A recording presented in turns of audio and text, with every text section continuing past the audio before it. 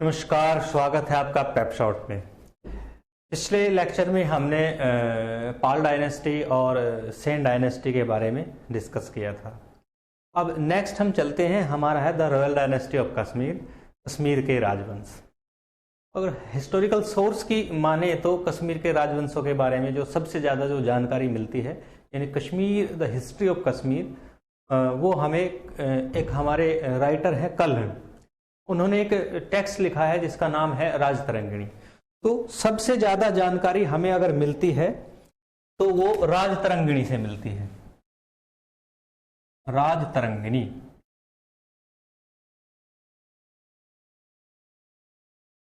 ठीक है। राजतरंगिणी क्या है? ये कल्हण द्वारा रचित एक ग्रंथ है।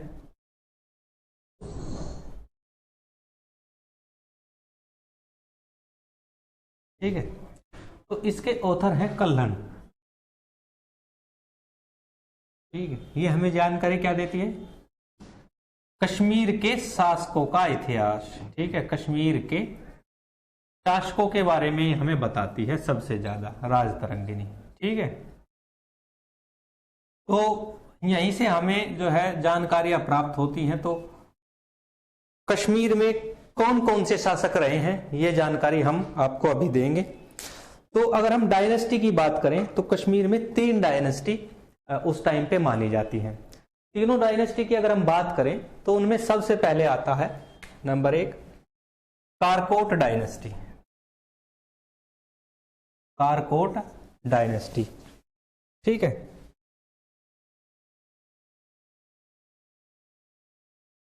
ठीक है, इसको कहते हैं कारकोट डायनेस्टी, कारकोट वंश।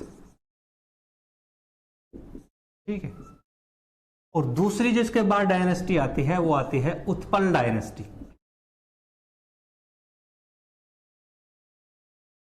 यानी उत्पल वंश।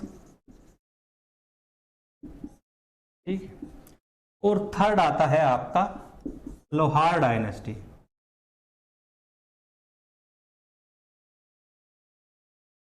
यानी लोहार वंश। ठीक है, तो हमें 3 वंशों के बारे में राजतरंगिणी से जानकारी प्राप्त होती है, और तीनों वर्ष का जो विवरण है हम जो आपको क्रमानुसार अभी बताएंगे। अगर हम कारकोट डायनेस्टी की बात करें, ये आपका कारकोट डायनेस्टी है। अगर हम इसकी बात करें तो कारकोट डायनेस्टी में का जो शासक था या फाउंडर था वो दुर्लभ वर्धन को माना जाता है। किसको माना जाता है? दुर्लभ वर्धन। दुर्लभ वर्धन लिख देता हूं, दुर्लभ वर्धन। ठीक है, दुर्लभ वर्धन के बाद इस वंश का जो शासक है वो इनका पुत्र दुर्लभक माना जाता है। ठीक है, कौन होता है? दुर्लभक। इनका जो है दुर्लभक माना जाता है, दुर्लभक। ठीक है, बहुत ही छोटे छोटे समय के लिए रहते हैं, और दुर्लभक के बाद जो शासक आता है इनका पुत्र चंद्रापीड़ आता है। फिर आता है चंद्रापीड़।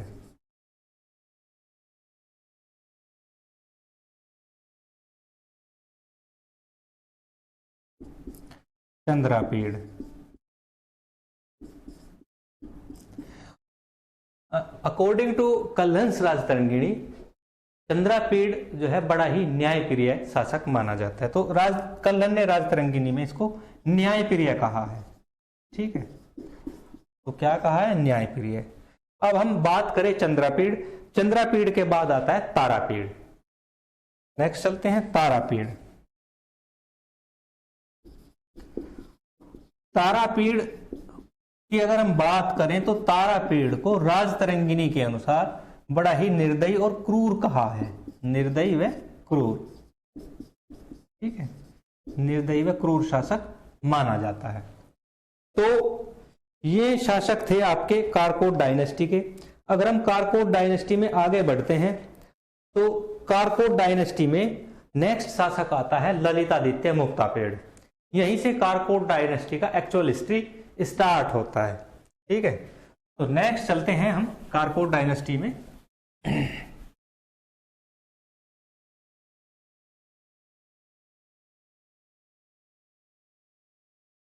कारकोट डायनेस्टी।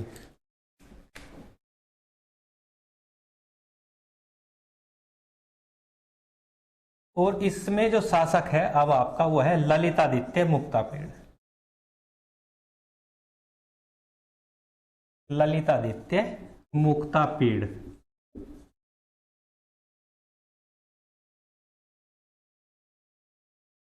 ठीक है, इसको शॉर्ट में मुक्तापीड़ ही बोल देते हैं। ठीक है, जो ये मुक्तापीड़ है, तारापीड़ के बाद जो शासक आता है, इसके अगर हम टाइम पीरियड की बात करें तो ये 724 एडी से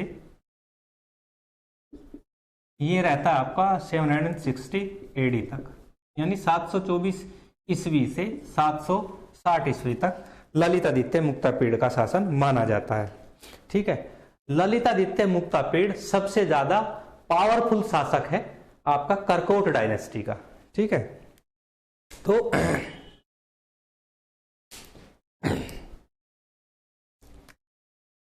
इसको सबसे ज्यादा powerful king of Karkota dynasty, powerful king of Karkota dynasty right. इसने अपने शासनकाल में कश्मीर में एक मंदिर बनवाया था सूर्य भगवान को समर्पित, जिसका नाम है मार्तंड सूर्य मंदिर। ठीक है, मार्तंड सन टेम्पल इसने कश्मीर में बनाया था। ठीक है, तो क्या था? Martand sun temple, Martand sun temple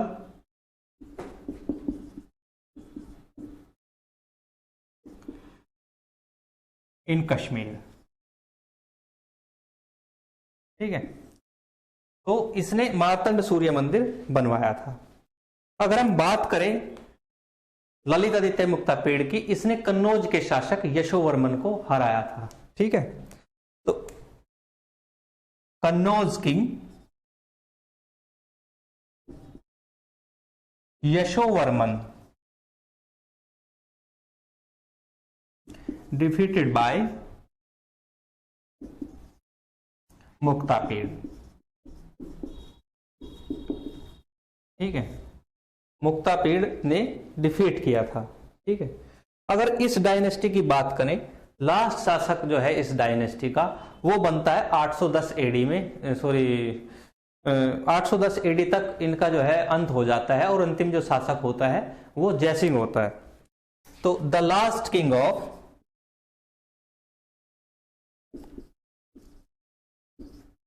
Karkota dynasty, तो लास्ट किंग कारकोट डायनेस्टी का वो जयसिंह होता है। ठीक है, वो होता है जयसिंह। और जयसिंह की जो है डेथ हो जाती है कब? 810 एडी में, 810 एडी में डेथ हो जाती है, और इसकी डेथ के साथ ही आपका कारकोट डायनेस्टी समाप्त हो जाता है, और उसके बाद एक नए वंश की स्थापना होती है जिसका नाम है आपका उत्पल डायनेस्टी। अब हम चलते हैं उत्पल डायनेस्टी। उत्पल डायनेस्टी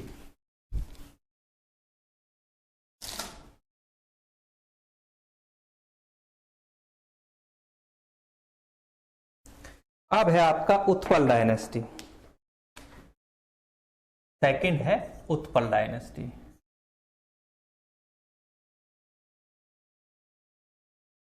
यानी उत्पल वंश। ठीक है, देखो उत्पल वंश जो है आपका, उत्पल वंश के जो फाउंडर हैं वो अवंती वर्मन माने जाते हैं। तो इसके जो फाउंडर हैं, फाउंडर माने जाते हैं अवंती वर्मन। ठीक है, तो अवंती वर्मन है इसके फाउंडर, लिख देता हूं अवंती वर्मन। और जो ये अवंती वर्मन है ये लगभग 855 एडी में इन्होंने शासन प्रारंभ किया, और 883 एडी तक इनका शासन काल रहा। तो टाइम पीरियड भी लिख देता हूं मैं। टाइम पीरियड है इनका 855 एडी से 883 एडी तक। ठीक है, 855 एडी टू 883 एडी, यानी 855 ईस्वी से 883 ईस्वी तक इनका शासन रहा। धीरे धीरे शासन रहता है और इनके शासनकाल के 7 वर्षों पश्चात ये शासन जो है, एक क्वीन होती है, एक रानी होती है, जिसको रानी दिद्दा के नाम से मशहूर है, एक क्वीन दिद्दा भी कहते हैं। तो होता क्या है कि 980 के करीब जाके 980 एडी में एक शासिका होती है क्वीन दिद्दा या रानी दिद्दा, ठीक है। तो ये महत्वपूर्ण शासिका मानी जाती है कश्मीर के इतिहास में, और इसको कुछ हिस्टोरियन कैथरीन ऑफ कश्मीर भी कहते हैं, ठीक है। तो मैं लिख देता हूं। तो कुछ हिस्टोरियन क्या कहते हैं, इनको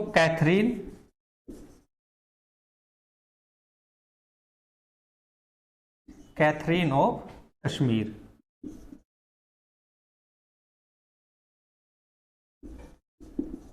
ठीक है, यानी कश्मीर की कैथरीन मानी जाती है रानी दिद्दा।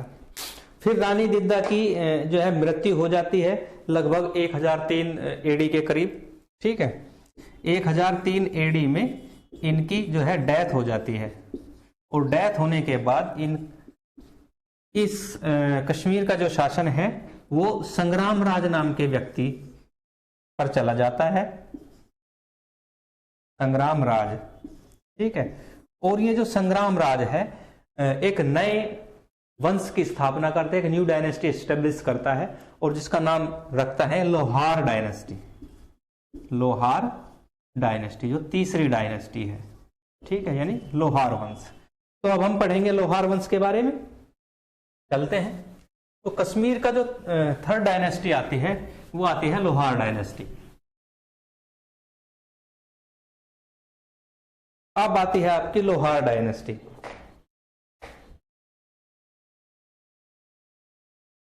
थर्ड है आपका लोहार डायनेस्टी,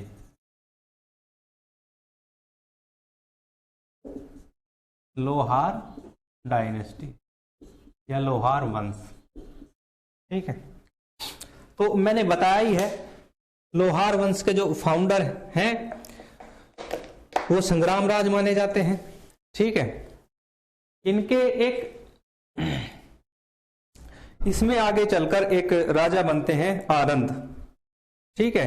जो वो आनंद होते हैं आपके, उनकी एक वाइफ है जिसका नाम है सूर्यमती। हिस्ट्री में बड़ा ही अच्छा रोल है सूर्यमती का।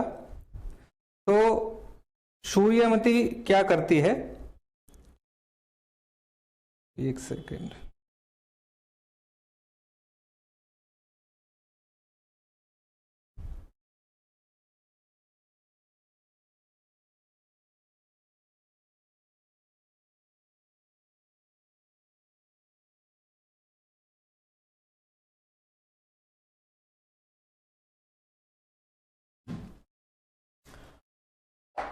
जब भी आनंद एडमिनिस्ट्रेशन में कोई रिफॉर्म करते हैं या एडमिनिस्ट्रेशन चलाने का प्रयास करते हैं तो सूर्यमती उसमें सहायता करती है।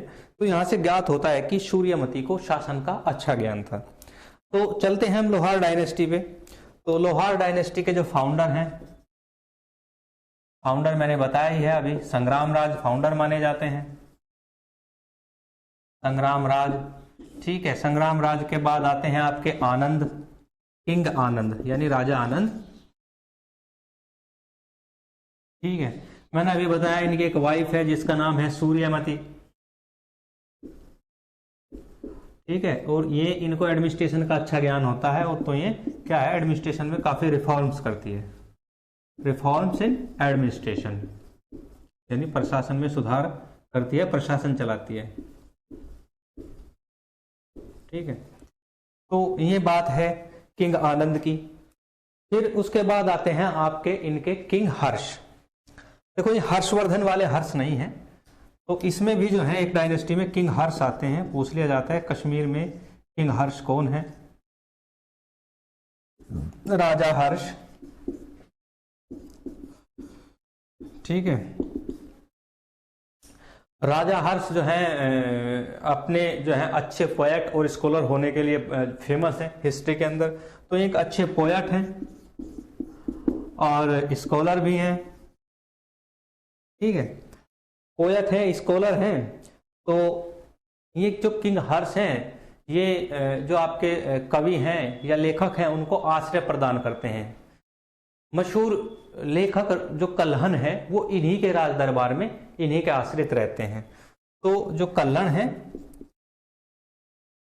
जिन्होंने क्या राजतरंगिणी नाम का ग्रंथ लिखा, ये भी मैं लिख देता हूं, वो डिपेंड होते हैं किंग हर्ष पर, ये इन पर डिपेंड होते हैं, ठीक है, यानी इनकी राज्यसभा में कार्य करते हैं कल्हण। अगर हम आगे बात करें तो जो ये किंग हर्ष हैं, किंग हर्ष, इन्हें नीरो ऑफ कश्मीर कहा जाता है, यहां लिख देता हूं, नीरो ऑफ कश्मीर भी कहा जाता है किंग हर्ष को, ठीक है। तो कश्मीर का जो नीरो है वो किंग हर्ष को माना जाता है। अगर मैं बात करूं लोहार डायनेस्टी की, तो लोहार डायनेस्टी के जो अंतिम शासक होते हैं वो माने जाते हैं आपके जयसिंह। और जयसिंह के बाद क्या है कि ये आपका डायनेस्टी का अंत हो जाता है, और अंत होने के बाद में यहाँ पे तीनों डायनेस्टी के मैंने बता दिया। तो अब क्या है कि अब हम आगे पढ़ेंगे राजपूत राजवंश के बारे में। नेक्स्ट लेक्चर में हम पढ़ेंगे राजपूत डायनेस्टी। क्यों पढ़ेंगे? क्योंकि हमें पढ़ना है गुर्जर प्रतिहार के बारे में, और गुर्जर प्रतिहार के बारे में पढ़ने के लिए हमें सबसे पहले जानना पड़ेगा राजपूत एम्पायर के बारे में, राजपूत साम्राज्य के बारे में। आज के लिए इतना ही, धन्यवाद।